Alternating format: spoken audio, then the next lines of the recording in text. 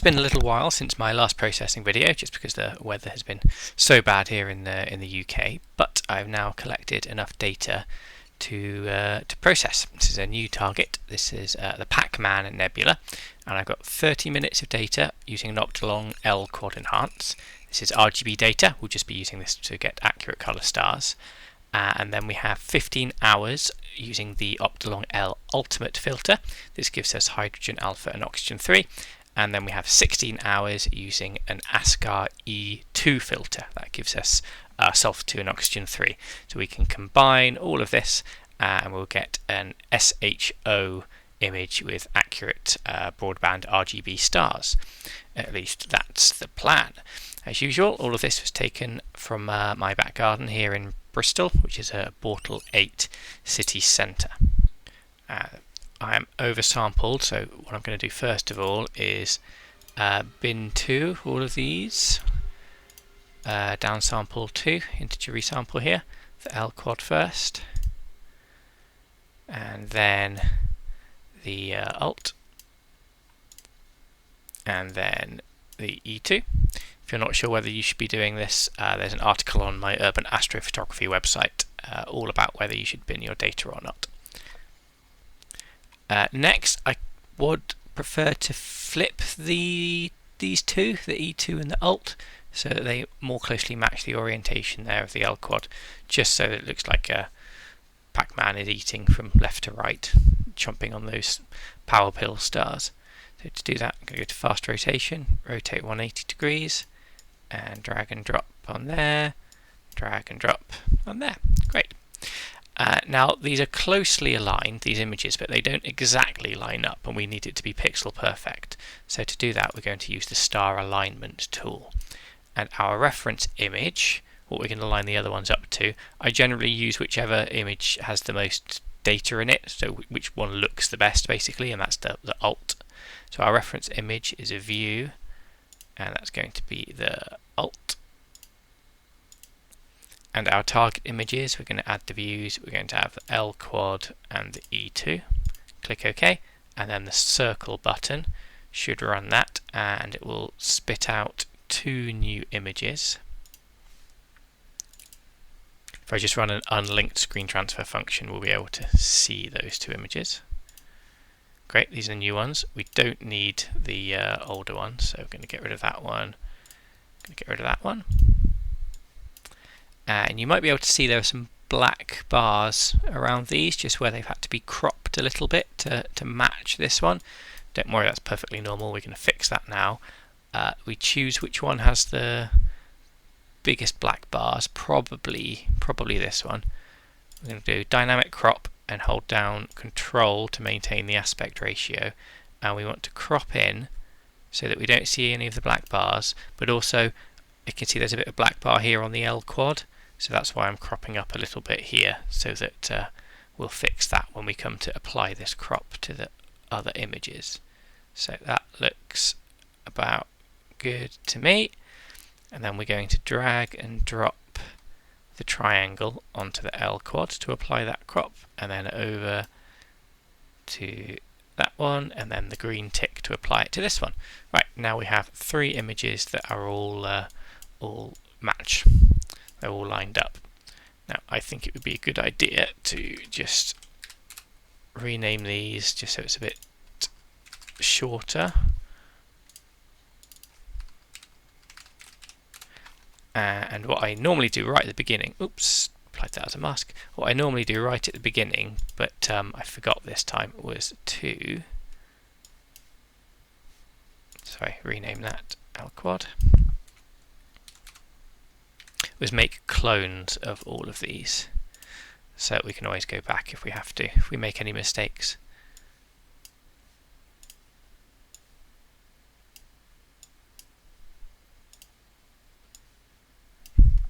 Right, next I want to run image solver on each of these, which should be, here we go, there it is.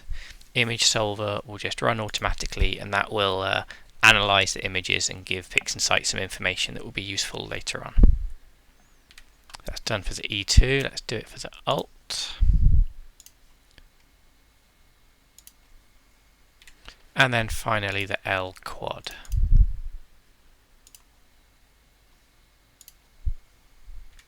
Alrighty, next we need to sort out the gradients in our images. The easiest way to do that, I find, is using this free plugin from SETI Astro, Automatic DBE. I'm going to do the L quad first, and I'm going to leave everything on the defaults and just run that by clicking the execute there. And it should only take a moment. It's very fast, this one. And we get two images out. We get the extracted background, which we can look at with an unlinked screen transfer function if we want, just to see the gradients that were removed. But this is the image we're most interested in. There we go, it should have a nice flat background. It's good, we don't need the original. And now let's do the alt next. So same process, SETI Astro, automatic dynamic background extraction, and click execute. Just take a look at the background. Just out of interest, we can see what was taken out, but this is the one we really want. Looking good, nice and smooth. You can actually see it, the difference it makes here quite clearly. I think you can see the coloured green gradient in the top, and you can see how it changes from the top right to the bottom left. But here on the one that's had the gradient removed, it's all nice and smooth. That's done a good job. And finally, same thing for the E2 data. Alright, check the background, but really what we're interested in is this one. We don't need the original. Okay, so now we have three images that have had the gradients removed. Next, let's run some Blur Exterminator, shall we? This is a deconvolution tool. It's going to sharpen the images a little bit. The way I like to run Blur Exterminator is by first of all running PSF image, which is going to evaluate the point spread function of the image, which is going to give us basically a number that we're going to put into Blur Exterminator. So let's just let this run a second and then I'll explain. Alright, it's done. What we want to do is look at the two full width half maximum values here, the X and the Y, and we want to work out what is between those two. So let's say that is say about 1.38, good enough. 1.38, to keep that number in our mind. Now we need to run Blur Exterminator, and we have calculated 1.38. If you didn't want to do that whole PSF calculation, you could just run automatic PSF here, but I find that I get a slightly better result if I do work it out manually. I'm going to leave everything else on the defaults and then run that on the L quad. Okay, we don't see much difference, but if you were to zoom in, it is a little bit sharper than before. Put that one out of the way. Let's do our alt next, shall we? So I'm going to render a PSF image just to get that number that we need. Alright, 1.38 for the alt. Run that. And then finally for the E2.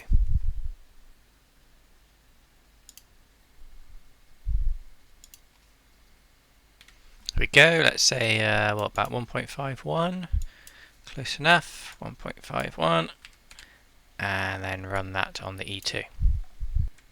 Okay, now we've run Blur Exterminator on all those three.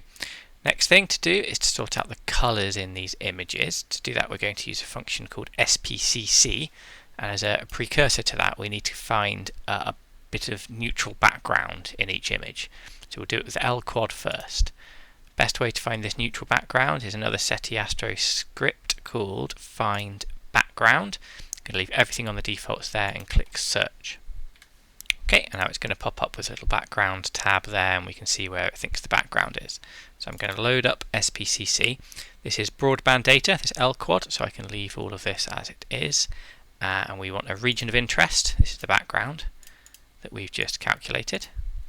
And then let's run SPCC, see what it does to our colours. Okay, we get a nice graph out of it, and the colours should be better than they were before. We don't need the background anymore, so I'm going to right click on that tab and click delete. Now let's do the same for alt. To start with, we need to find the background.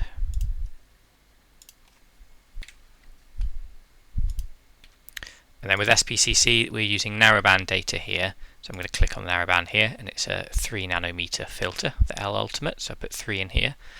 Standard caveat applies that SBCC is not really designed to be used with these dual band filters that I'm using, but I find that they work alright, so I use them anyway. Right, we've selected our background, and then let's run that. Very good. Delete that background, and then same thing for the E2.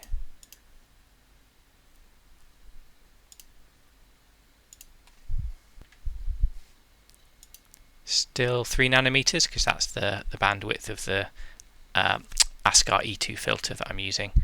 Region of interest is that background, and let's see what it does. Okie dokie, we have standardized our colors.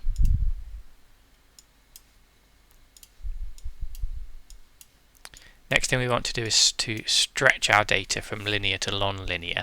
We'll do the L quad first. Easiest way to do this is another SETI Astro 1. Statistical stretch. Let's refresh our preview, and for this one, the L quad, we're only interested actually in the stars, so we just want a nice bit of contrast for those. Doesn't need to be perfect. Good enough. Let's click execute. Okay, we've stretched our data. Stars are looking good. Let's go ahead and do the same thing to these other two.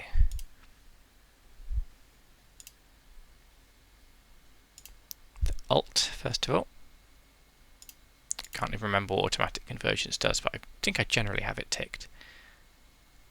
Looking alright. Let's just boost the curves a bit. Get a bit more contrast in there. Yeah, that's looking quite nice, isn't it? You can always play about with these sliders and just then click refresh preview. See what difference it makes. I think it was probably a bit better as it was. I like contrasty images, so boost the curves a bit there. Might be a little bit bright now. Take it down a smidge. Click execute. And then same thing with the E2.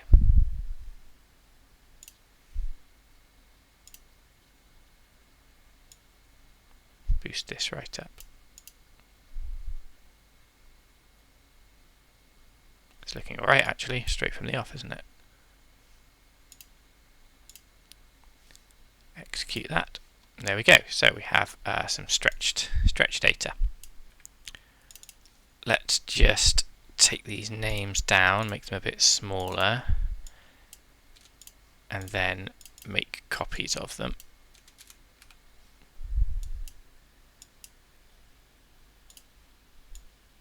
In case we need to come back.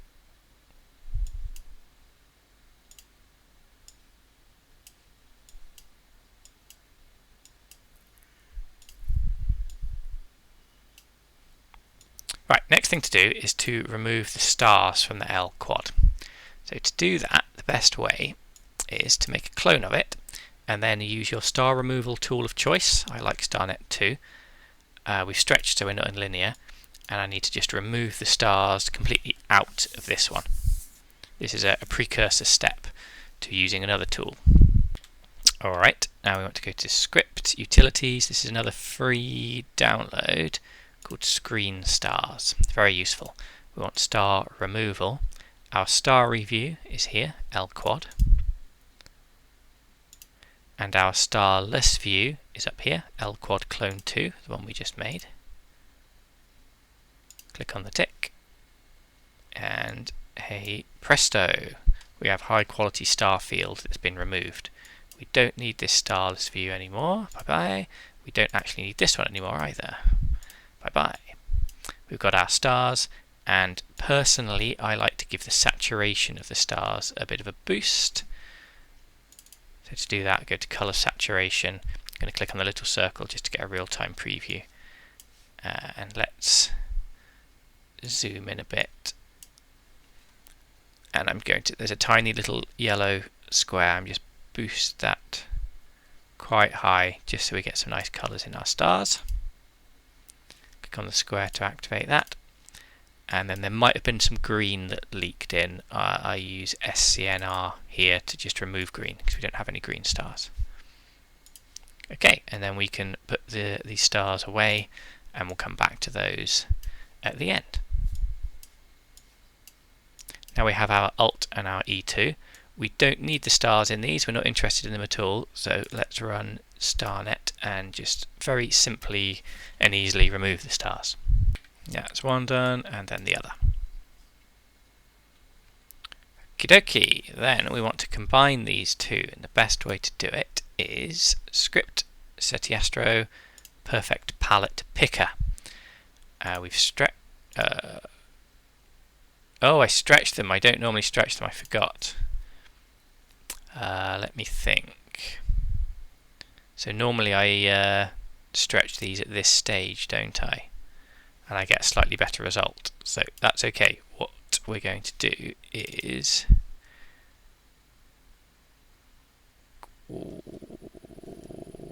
let's just do it like this then.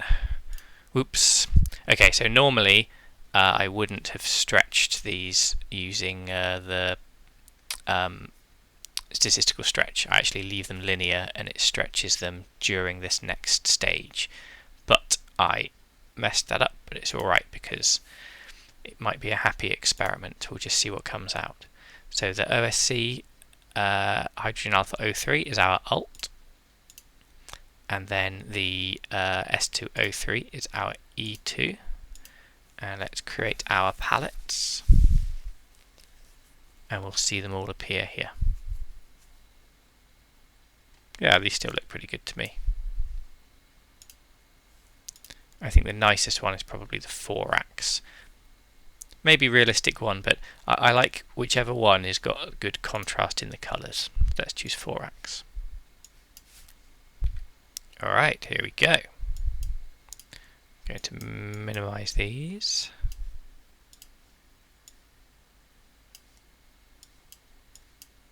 Make a clone of that. And now play about with this one a little bit. So to start with, I think we can do a quick curves transformation.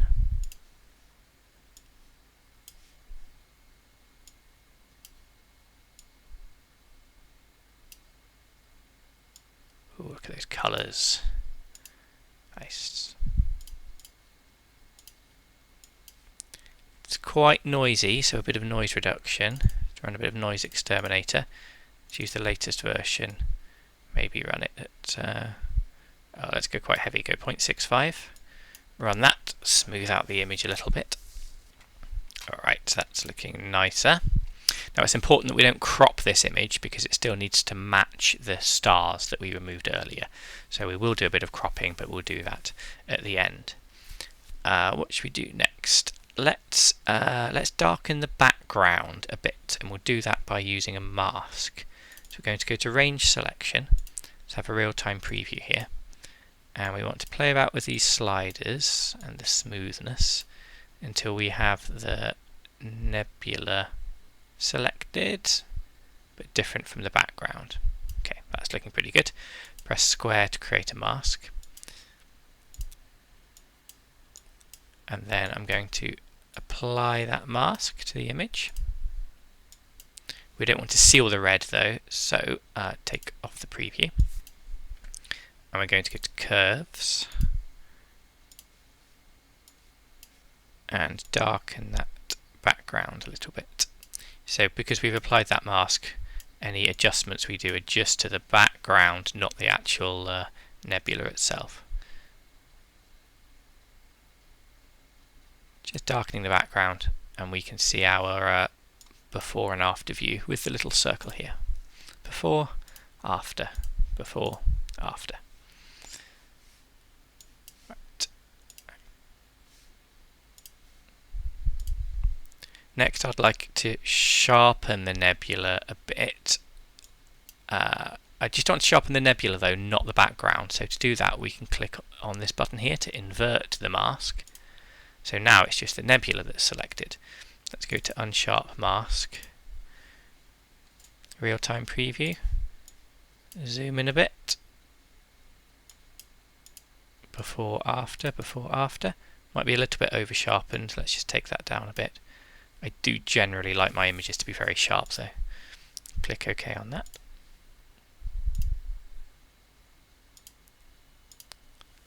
Okie dokie, maybe a little bit of dark structure enhance. I like that one. Toolbox. Oh, where is it? Utilities, maybe. Yeah, utilities, dark structure enhance. I find the default 4 is a bit high, so 0.3 I find works quite well, and that should bring out the darker regions quite nicely. There we go. Makes it a little bit more contrasty. And then next, as I've explained in other scripts, if you want to play about with the colours, a good idea to do that is, what's it called? Selective colour correction. And you can choose different masks here and adjust the colours. So you can really tweak it to get it how you look. I have explained that in some previous videos, so I'm not going to do all that now. I'm just going to leave it with the defaults here. And because the video is getting to be a little bit long, I think I'm just going to skip ahead now and put the stars back in. So to do that, script setiastro, utilities, screen stars, and star replacement. So the starless view is here, final 4x, and the stars view is what it made automatically before, stars. I'm going to click OK on that. Looking good, and then maybe a dynamic crop now at this stage when we've recombined it. Just make it a little bit tighter, for example. And then we should run integer resample to get our resolution back. So this one is called starry. I'm going to upsample by 2 so that we have a higher resolution. So I would play about with that some more, get it looking exactly how we like, but you get the gist. That was a quick and easy processing tutorial for the Pacman Nebula. Thank you very much.